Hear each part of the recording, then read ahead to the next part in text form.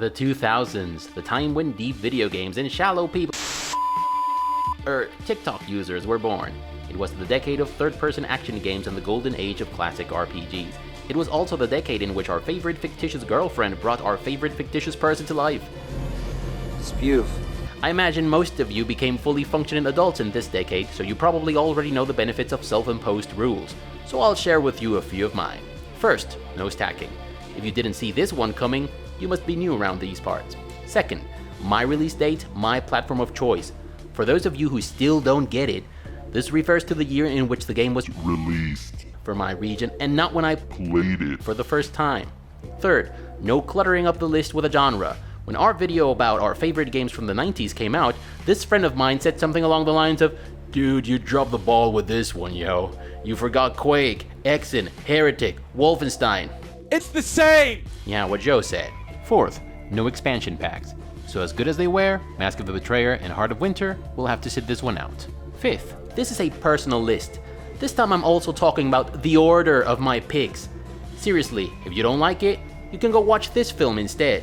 I hear it's available on Netflix. Actually, I'm joking. Don't watch that film, it's terrible. Back in the 2000s, there were just so many games and so little time, and also this motherfucker sucking up our entire gaming time. Fuck you, World of Warcraft. So I'll just have to pack my bags with the best I've got and hope for the best. So let's get them honorable mentions rolling, shall we? Titan Quest, 2006. A personal favorite in the Diablo 2 ripoff. Diablo 2 inspired games ballpark. Very few developers seem to understand that, which made Diablo 2 the greatest action RPG of all time. But Alex! Zip it, Gigi, I did it. Take for example Loki. Dude, it's really bad. Or Throne of Darkness. Dude, it's really bad. They all remind me of this director who doesn't understand the film property he's inherited.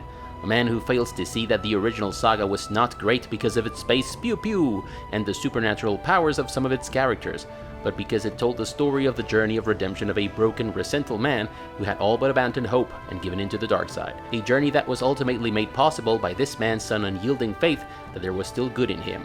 Titan Quest did not try to mimic the classes available in Diablo 2 or its dark fantasy setting. Instead, it went for those aspects of Diablo 2 that turned the seemingly mindless isometric hacking and slashing gameplay of Blizzard's classic into a game of character building and strategic thinking. The classes available in Titan Quest, as well as their talent trees, along with the items that became available to you from all the hacking and slashing, constituted a broad tactical arsenal that you could put to the use of your preferred strategy. Titan Quest developers knew very well what they were doing, and every twist they made to the Diablo 2 formula, like multi-classing and cross-class skill synergies, very much added to the strategic action RPG they were aiming at. It's beautiful. Yes, it was, Bill. Yes, it was. This game was so freaking awesome that it got an expansion in the year 2017 and yet another one in the year 2021. You might want to check that one out if you're a Titan Quest fan. Hitman 3 Blood Money, 2006. If there is something that I appreciate in any genre, it's to be put in the driver's seat. Even games that tell magnificent stories or that offer great combat will end up grinding my gears if I get the feeling that I didn't have a say in, well, things that I wish I had a say in. And while the story in Hitman 3 can only go in one direction, you can navigate every chapter however, and I truly mean however you wish. The gameplay in Hitman is a dream come true. So much so, in fact, that I remember playing the Delgado mission 3 times before I even considered moving on to the next one, because I just couldn't get enough of Hitman 3's sandboxy freedom. And while recent Hitman games like the ones released in 2016 and 2018 absolutely nailed this formula once again, and I love them for that, that tiny little detail we had in Hitman 3 of the newspaper's front page telling the story of your crime depending on how you did it, the satisfaction. Half-Life 2, 2004. I got lots of guns. Yes, Bill, yes you do. Now take your meds and go to sleep. Now don't tell Bill, but Gordon Freeman had more and far better guns. And it wasn't even about the guns he had, but about how they could be used. This is yet another game that thrived on being sandboxy as hell. And I loved it. Story-based games with sandboxy gameplay can come in every size and shape, and I'm going to love them all the same. Even if the ending is less than stellar. This FPS took the genre for a spin to a degree that, well, still has some modern-day developers scratching their heads figuring out how to bring a comparable experience. Myst 3 Exile, 2001. So some of you guys gave me hell for not including Myst in my previous list, and yes, I was the first to lament this. Myst was way ahead of its time in every respect, and the satisfaction of tackling that mofo without resorting to this mofo, armed only with my trusty little notebook, is probably one of the best gaming memories I have. But there was something about Myst 3 Exile that captivated me to no end. The explanation about how Dani worked and all of its implications, the flashback and flash-forward narrative, and the rules of nature that governed every world you visit in Myst Exile were simply magnificent. It was a bit easier than previous Myst games, but making that final click work was still oh so refreshing. As a matter of fact, I think I'll leave you with what's got to be my favorite puzzle completion animation of all time.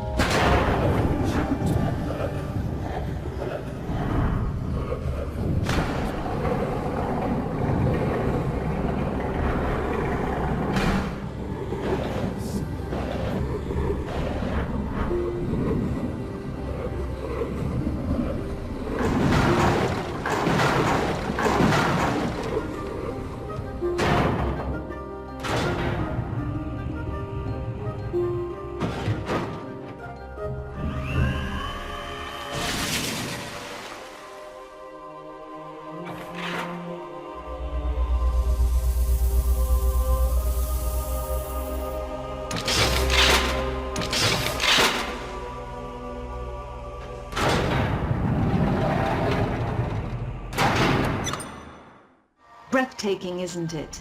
Batman Arkham Asylum, 2009. When games don't do their own thing but bring in stuff from other media, they almost always fuck things up. Yes, I know the opposite is also very, very true. Batman Arkham Asylum was a lot more than a great beat the crap out of them.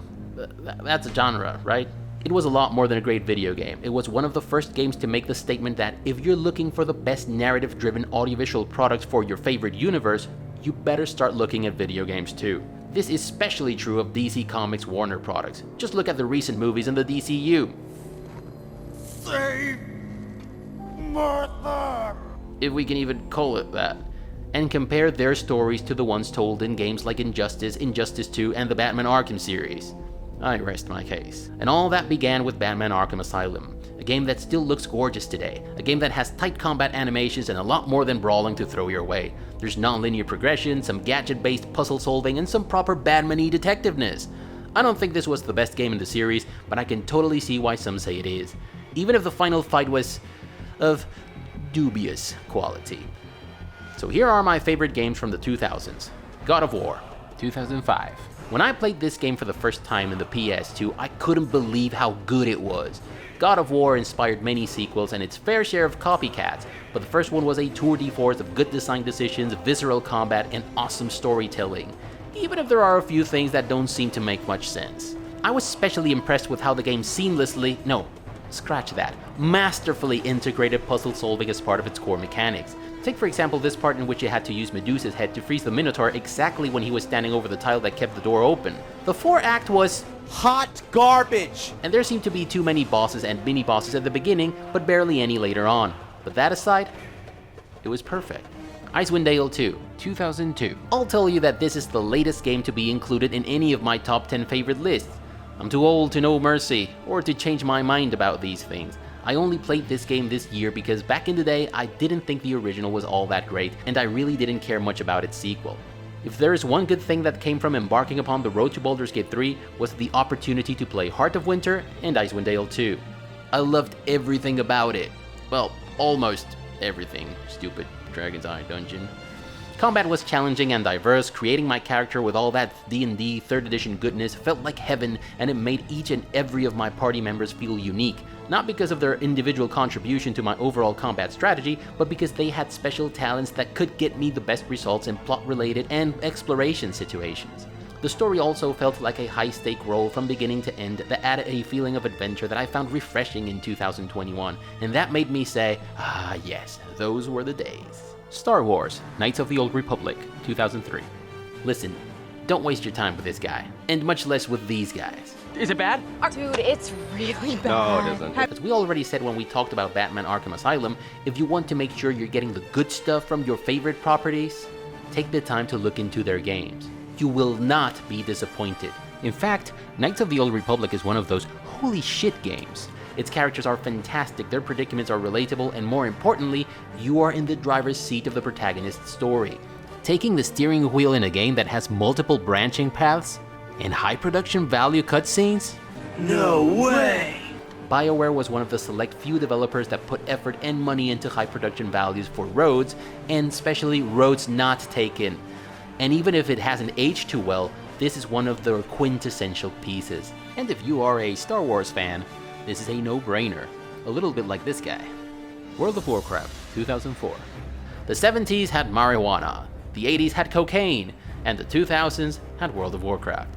Have you ever wondered why I always end my videos with the line, never stop gaming, but don't let gaming get in the way of your hopes and dreams?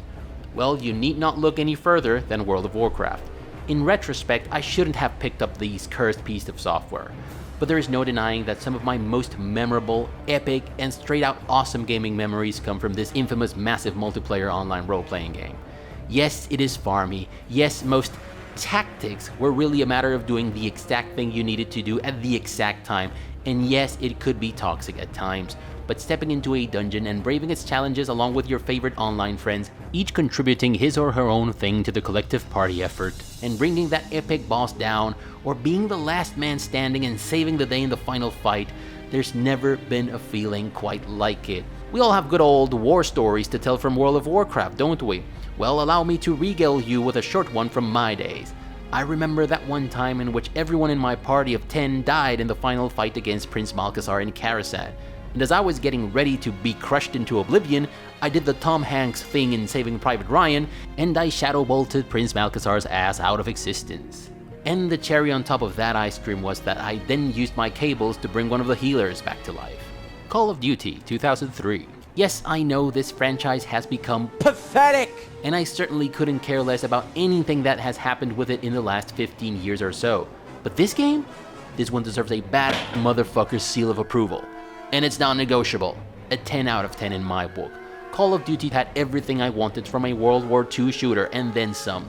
Every cool mission type in the FPS book was there, and even those typical uncool missions like, save this guy in a limited time, were presented as enjoyable, thrilling challenges. Playing as 3 different characters in 3 different battlefronts also won me over. It was exciting, as historically accurate as it could be, and overall thrilling. It also had a badass expansion that had the badassedest mission of all time. I'm a sucker for stuff that happens in Sicily though, so I might be exaggerating a bit. Baldur's Gate 2, Shadows of Amn. Only 5th place? What the fuck's the matter with you, dude? This game is the absolute... Yeah, I know. I've heard it all before. And from time to time, I agree with you all. This is the quintessential D&D game, and every other title in the genre that came after this one has tried very hard to imitate it in some capacity. To this day, I'm still amazed at the monumental amount of work put into the roads not taken in Baldur's Gate 2. Every time I talk to someone about his or her experience with Baldur's Gate 2, something that I have not seen yet comes up. How much content is in this game? This has been BioWare's staple, and in terms of the sheer amount of content that you may or may not see depending on your decisions, it has never been topped. Also, it is pretty remarkable that it never gets boring. Maybe the Drow underworld is a little bit less exciting, but not by much. Yes, I totally understand if Baldur's Gate 2 is the undisputed top pick for you. Just don't insult me in the comment section down below, and if you do, at least subscribe. Vampire the Masquerade, Bloodlines. Ah, Troika, those clueless geniuses that couldn't put two lines of code together. But let me tell you what they could do.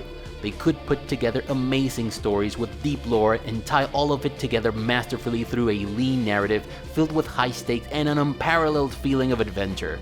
A vampire underworld that comes to life without information dumps, characters that go from relatable to memorable, and a story that puts to shame any, and yes, I do mean any vampire-themed movie or book. That's how good Vampire the Masquerade Bloodlines is. And yes, it's glitchy, and yes, combat sucks, and yes, classes are unbalanced, but who the hell cares when the game is this awesome? And while the game may not have as many impactful decision notes as some other entries on this list, playing the game as, let's say, a Ventru, or a Nosferatu, or a Malkavian will translate into a completely different experience with high quality replay value. By the way, if you have played this game, but for some crazy reason you have not played it as a Malkavian, waste no time and do yourself a favor. Arcanum of Steamworks and Magic Obscura, 2001. Yet another flawed piece of jewelry brought to you by the best video game company of all time and the best developer of all time. But Alex, you deranged lunatic, these are no best companies, I said. I have a lot to say about Arcanum, and a full review is on the way. This is my favorite isometric CRPG, and that, my friends, is not negotiable. The character creation and leveling system in Arcanum is second to none. But Alex, what about Pillars of Eternity and Pathfinder Kingmaker? I'm just kidding, my young naive Pillars of Eternity fans. There will be a time for that series to shine in this channel. As I was saying, best character creation and leveling system of all time, one of the best stories ever told, and a unique lore that blends together its own version of Victorian-inspired fantasy elements and the best medieval fantasy lore are Arcanum's war horses, and they are pretty freaking difficult to beat. Dragon Age Origins, 2009. After many decades of gaming and good old RPG loving, I didn't think anyone in the gaming industry had the capacity to sweep me off my feet anymore. I thought I had seen it all. I didn't think anyone in the world of video games was willing to invest AAA quality efforts into replay value. The chance of a player missing out on animations and voice acting worth hundreds of thousands of dollars? Unthinkable. And yet there was, a story-based RPG with 6 different possible origins, most of which were awesome. Dragon Age Origins also featured perfectly balanced gameplay, surprisingly deep real-time strategy combat, and an epic final stretch that dwarfs everything else in its league. Dragon Age Origins had everything I look for in an RPG, in just the right measure. Excellent companions, a high-stake adventure narrative, great combat, and choices. Lots and lots of choices. And these choices have an impact where they should, and that is in the final outcome of the game. By the time you're presented with a final succession of stills narrating in detail what became of Ferelden, its people, your companions, and you'll be singing. I did it my way. Dragon Age is not perfect, and I have my share of nitpicks and a few not so small issues with it. But hopefully, I'll get around to those. You know, one of these days. But this is hands down the best game in the series, and it is a vital piece in my collection. Diablo 2. Best fucking action RPG ever. And I have nothing more to say to you. This is a 10 out of 10 game that totally deserves a bad motherfucker seal of approval.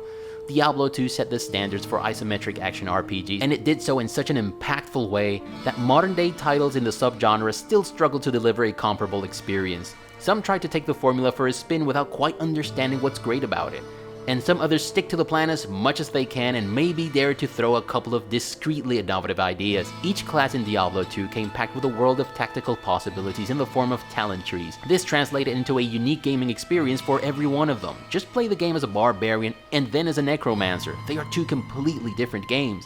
And it's just not the classes that make it so. There's procedurally generated areas and dungeons, randomized enemy talents, and randomized loot amongst many other things.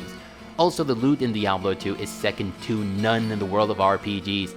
Titan Quest, Grim Dawn, and Torchlight 1 and 2 deserve a Nice Try award, but they couldn't quite make it as tactically rich as it was in Diablo 2. You and I can play the same class, let's say a Necromancer, and depending on our tactical approach, we may be interested in different loot. It's beautiful. Yes it is, Bill. Yes it is. And now it's been made even more beautiful, I hear, although I haven't tried it myself, so you might want to check that one out if you're interested. So 3 down and 1 to go, and that's gonna be a tough one. If you liked the video, give it a thumbs up. If you didn't, thank you for watching all the way up until now. If you like what you're seeing in this channel, please consider subscribing and clicking that notification bell to avoid the usual YouTube shenanigans. Share the video, but most importantly, never stop gaming, but don't let gaming get in the way of your hopes and dreams. Bye everyone.